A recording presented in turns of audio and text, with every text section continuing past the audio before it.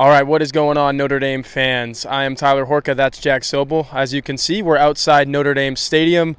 That direction, though, in front of us is where Notre Dame practiced for the 13th time in fall camp, so we're getting closer to that August 26th season opener against Navy in Dublin, Ireland. Saw some cool things today in practice. I love that Marcus Freeman is really switching it up for us. I know we ranted and raved last Saturday about all the competitive stuff that we got to see. Not as much competitive one-on-one type really going after it stuff today, but for the first time in one of the 5 period days is what we get for the most part. We've seen 2 full practices, but today was the standard.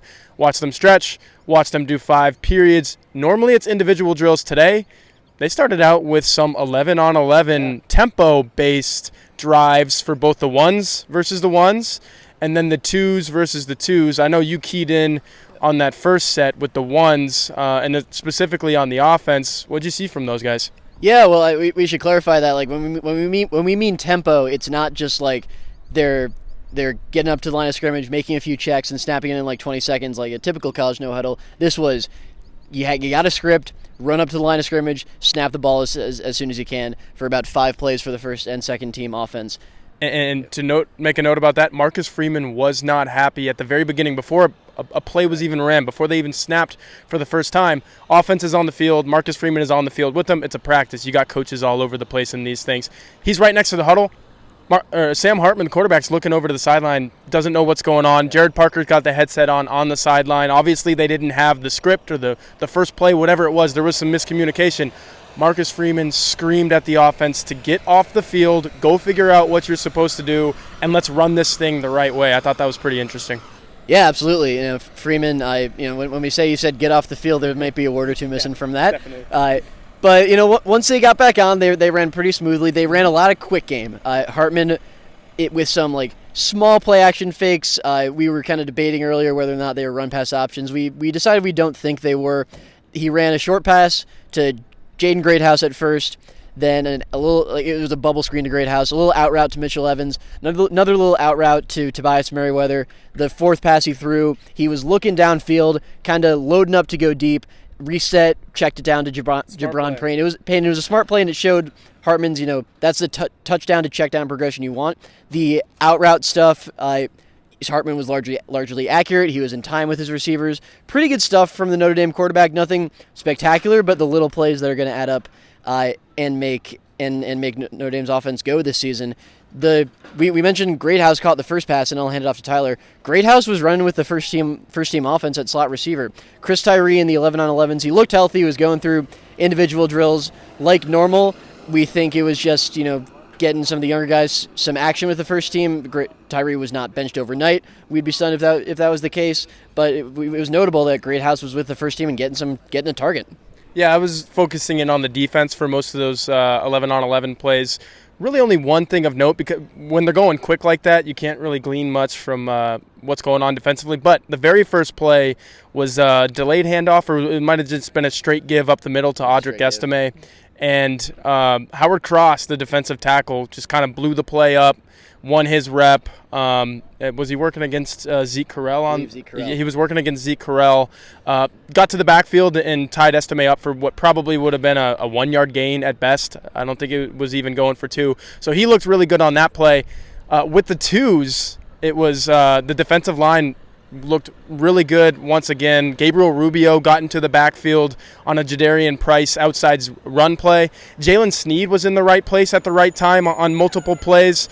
And he was working all sides of the field. There was a target against him with Davis Sherwood, the former walk-on tight end. Steve Angeli threw an out route to him. Jalen Sneed got there and wrapped it up for about a 5-yard gain, and then he even got into the backfield on one of the plays, too. So I thought Jalen Sneed looked really good. Steve Angeli did throw a really good ball, the farthest ball that we saw in the 11-on-11 action. Protection was good. Notre Dame defense was only rushing 3, and he threw a corner route 15 yards downfield to walk-on Jordan Faison, who has looked really good, all things considered.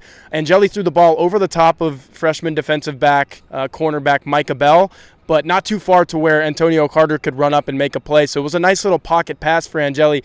Faison unfortunately dropped the pass. It would have been probably the best play, what we saw in 11-on-11. So that was definitely the biggest takeaway from practice. We don't get to see 11-on-11 much on these 5-period days, like I was saying.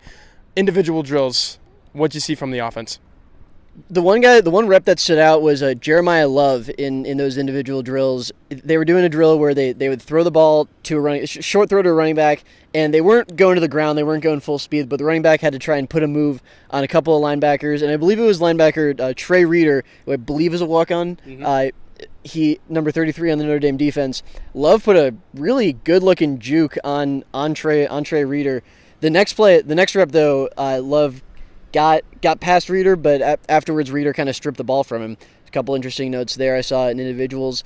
The other offensive note I would have from Indies is Andrew Kristofic, who we thought going into camp would be the starting right guard. He's working with the second team now. Got a little banged up in Tuesday's practice. He was with the second team offense at right guard in that 11-on-11.